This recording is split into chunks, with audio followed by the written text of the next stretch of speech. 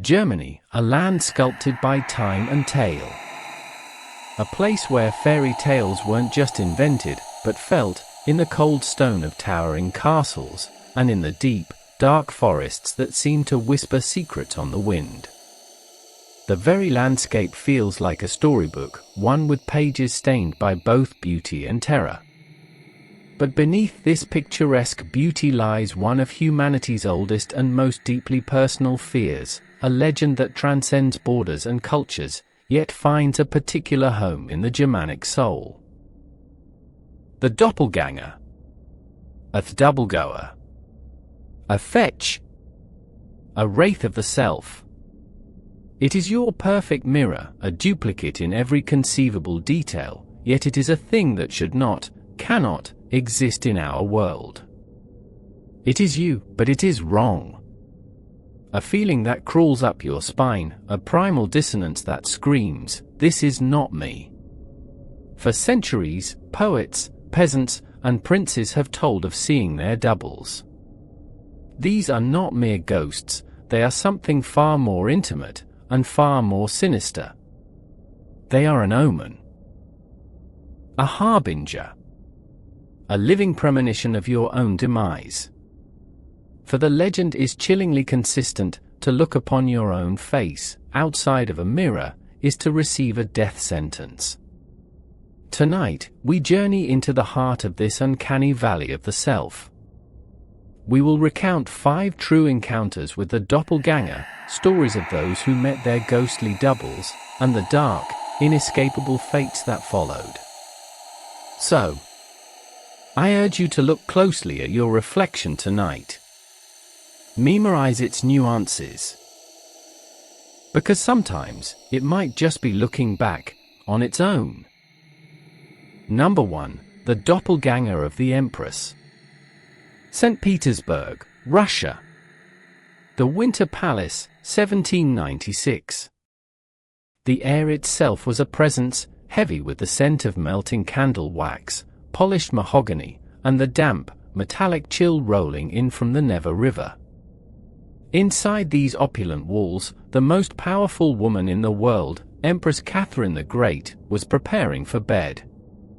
Catherine was a figure of immense intellect and iron will.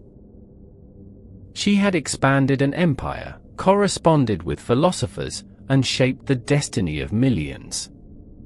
She was not a woman prone to fantasy or fear. But on this night, the rational world was about to fracture. Her servants, usually the picture of stoic discipline, were in a state of sheer, unadulterated terror. They stammered, their words tripping over each other. They had seen the Empress, not here, in her private quarters, but seated upon the imperial throne in the Grand Hall. They had seen her, clear as day, her posture regal and unmoving. "Explain yourselves. I have not left this room." But their insistence was absolute.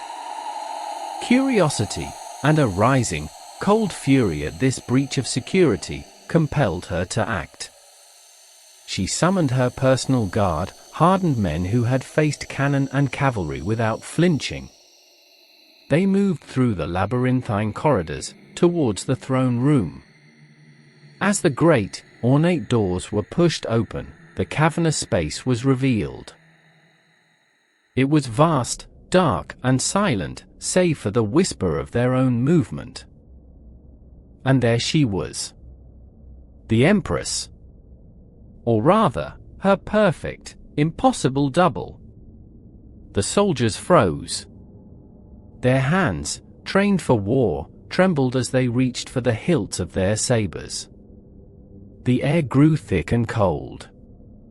And then, as if she were nothing more than smoke caught in a draught, the figure on the throne dissolved. Vanished into the stagnant air of the throne room. When the guards reported what they had seen, or more accurately, what they had not seen, Catherine was visibly shaken. She knew the old folklore.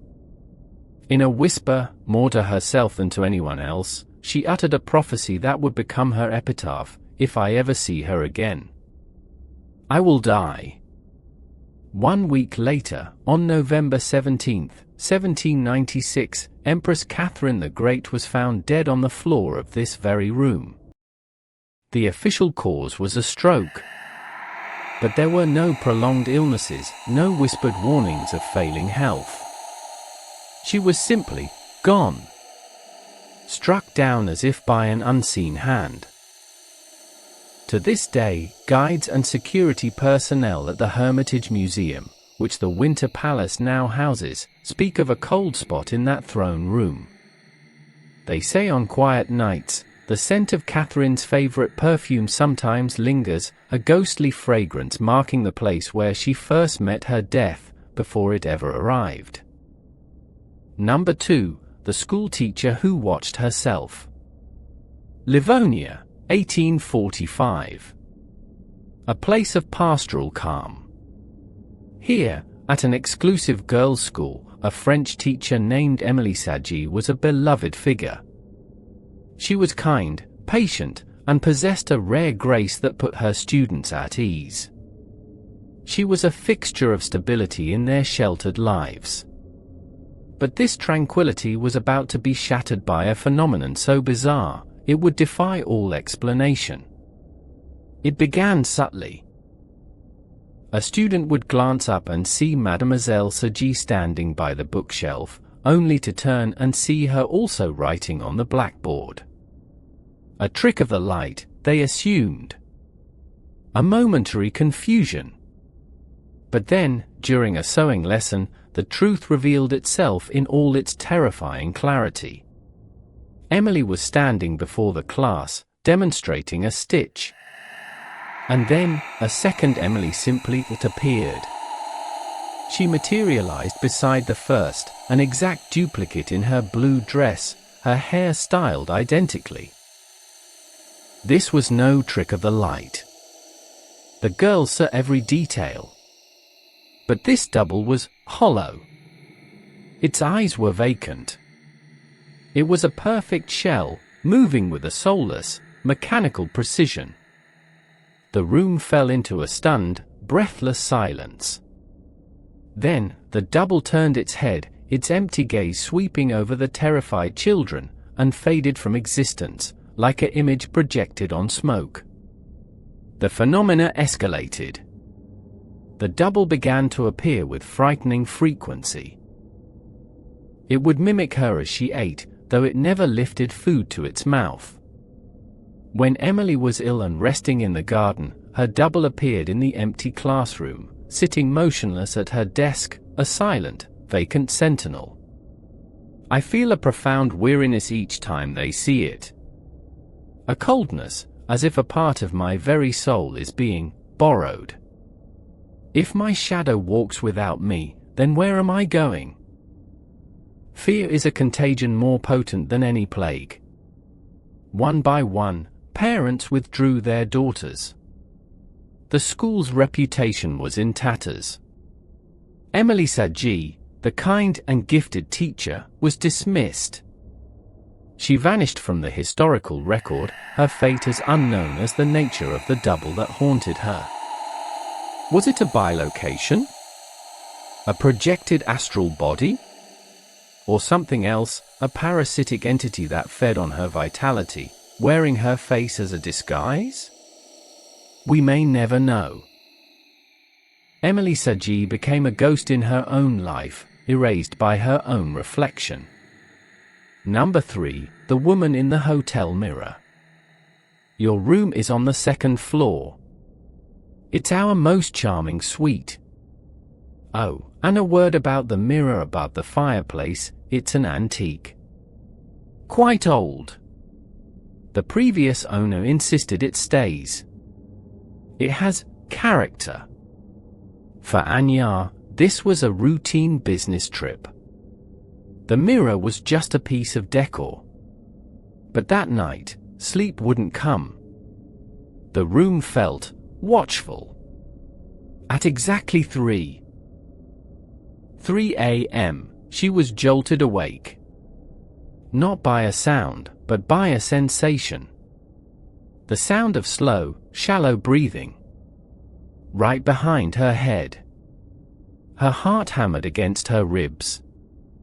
Logic told her it was the wind, a pipe, her own imagination. But then, a glint of moonlight caught the mirror. And she saw.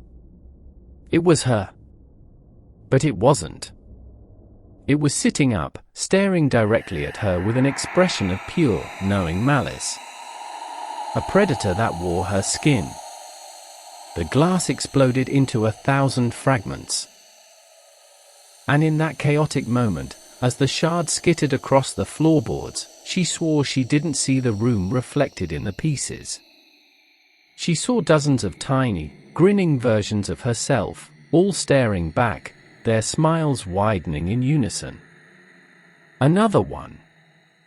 Call the glazier. And check the pillow. Anya was gone. She had fled before dawn. The staff cleaned the room, disposed of the glass, and said nothing. But the question remains, whose hair were they? Were both from Anya? Or did one belong to the thing in the mirror, a physical token left behind by a visitor from the other side of the glass? Number 4, the truck driver's final ride. For Bill Henley, the road was a second home. But after 30 hours fighting the hypnotic monotony of the white line, even the most seasoned driver has to concede to exhaustion. He pulled his 18-wheeler onto a wide gravel turnout, killed the engine, and welcomed the deep silence of the Oklahoma night. Annoyed at the company, he glanced back. And then he looked harder. The truck was identical to his own. A same model Freightliner. The same faded, crimson wave paint job. And there, on the right fender, was the same distinctive dent he'd gotten in a Memphis warehouse last spring. The two men stood frozen, 50 feet apart, illuminated by the headlights. The other Bill didn't speak. He simply stared, his face a neutral mask. Then, the faintest of smiles touched his lips. Not a friendly smile. A cryptic, knowing grin, as if he were privy to a devastating secret. Without a word, he climbed back into his cab, started the engine, and pulled out onto the highway, disappearing into the blackness. "Judy, you ain't gonna believe this. I just saw myself. No, I'm not crazy, and I wasn't dreaming. It was me." Judy told him he was overtired. To drink some coffee and come home.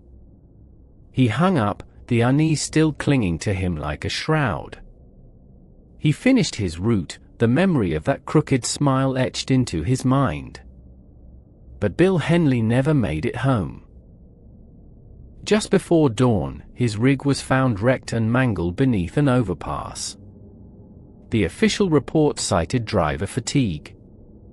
A tragic, simple accident. But the investigators were baffled by one piece of evidence, a detail noted in the official report but never explained. The odometer on Bill's wrecked truck showed 43 more miles than his logbook and route could account for. 43 unlogged miles. The exact distance, some later speculated, that his doppelganger had traveled after their meeting, before vanishing, or perhaps, before returning. Number 5, the man who attended his own death. 3 days prior, Robert Gibson, a quiet, unassuming man, had collapsed at his desk from a massive heart attack.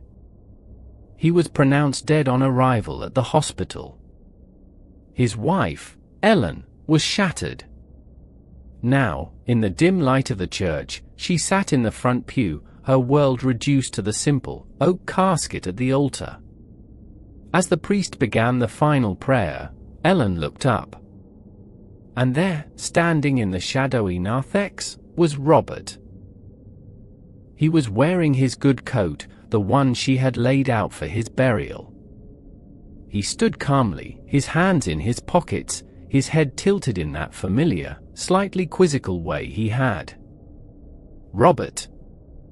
She said his name aloud. A few family members turned to her, their faces etched with pity, assuming it was a grief-stricken hallucination. When she looked back, the figure was turning, pushing open the heavy church door, and stepping out into the rain.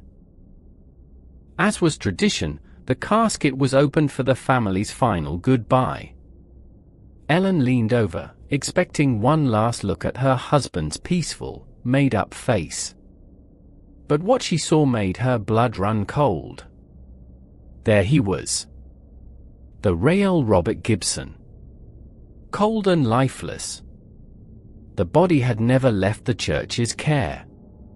Yet, multiple witnesses, including the vicar, reported seeing a man matching Robert's exact description walking slowly through the churchyard gates around that same time. He was never seen again. So, who, or what, did Ellen see? A ghost? A spirit coming to pay its respects? Or something more unsettling? Perhaps the doppelganger legend has a final, cruel twist. That sometimes, the double is not the omen of death, but the survivor. That the real soul walks on, while a hollow copy is laid to rest. A cosmic error that leaves the living to mourn a shell, while the true self vanishes into the twilight, forever a stranger. You have now walked with queens who met their doom, teachers haunted by their own echoes, travelers trapped by their reflections, and souls caught in a paradox of their own passing. The doppelganger endures because it strikes at the very core of our identity. What are we, but the sum of our memories, housed in a singular, unique body? To see that body duplicated is to have the universe itself tell you that you are not unique. That you are replaceable. And that your replacement has come to collect. So I leave you with this question. A question to carry into the darkness tonight. If you woke in the dead of night, your room lit only by the moon, and saw yourself, a perfect, silent copy, standing at the foot of your bed, staring down at you with a placid, unreadable expression, would you scream? Would you shut your eyes, praying it away? Or would a deeper, more ancient part of your soul simply accept it? Would you feel a cold resignation, a quiet understanding that your time has, indeed, come? Let us know in the comments which of these encounters chilled you to the bone. If this journey into the uncanny sent a shiver down your spine, give this video a thumbs up and share it with someone brave enough to look into the mirror tonight. Subscribe to Ghostly Tales, and ring the notification bell, so you never miss another story from the shadows. Until next time, sleep well.